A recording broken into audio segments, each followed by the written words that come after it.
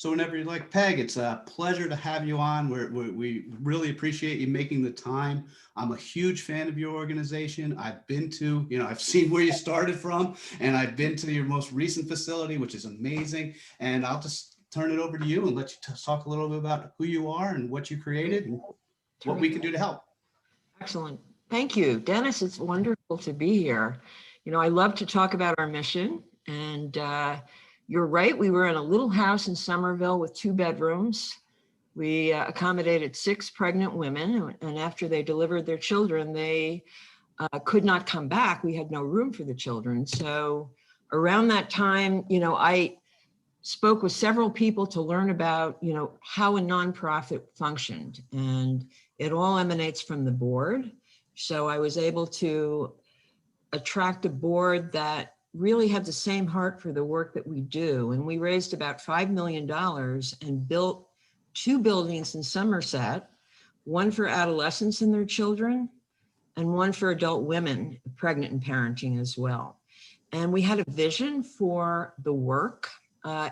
It has really transformed over time. And the way that it's transformed is that about 11 years ago, Dr. Debbie Roussard came into the center. She's still with me, and came with the concept of treating substance use and mental health disorders through the lens of trauma.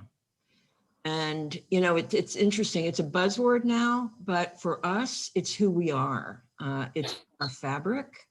It's embedded in the culture of what we do. So we are complex trauma specialists. And in addition to that, we have integrated what is called Early Relational Health, which looks at the attachment of the mother and child. So those are we're specialists really in that area.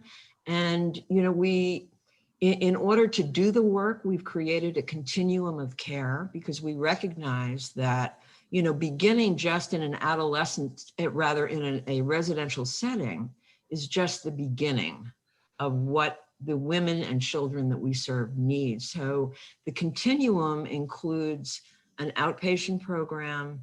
It includes a child development center, which is a critical piece that's in the residential program. It includes supportive housing.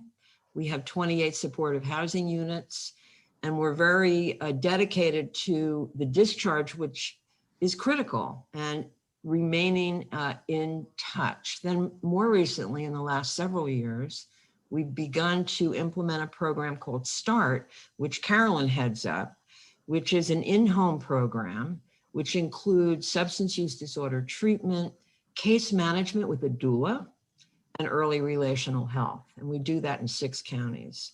We've also expanded into a federally qualified healthcare center in Newark, and we'll be actually expanding into other areas as well.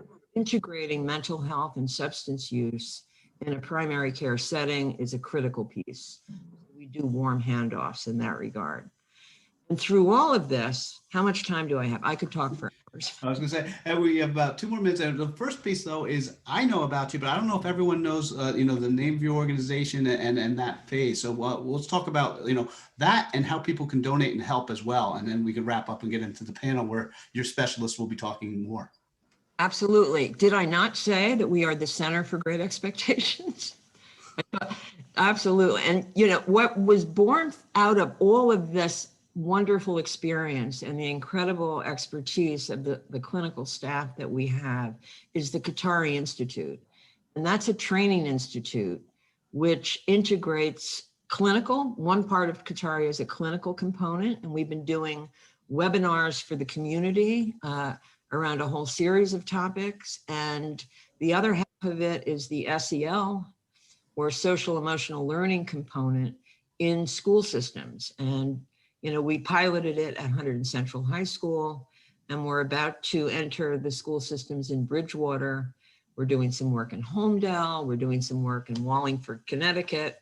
And we're very quiet about it because it's a data collecting entity. We must make sure that the quality of the product that we're producing is consistent with our overall quality. So we're excited. we love people to come and visit. It's been really challenging. So I understand that we're going to be doing virtual visits. And in fact, if you look on our website, there is a way to do a virtual tour from the 2020 gala video. And I would encourage people to, take a look at that. In the 2019 video, you can actually see some of our clinical partners like Denise Heen, who is now she's the Dean of the School of Psychology at Rutgers. Dr. Emily Bosk is in the area of social work and specializes in early relational health. So all of these components come together to really impact the community in a very positive way. And we're excited to be able to do that. Excellent.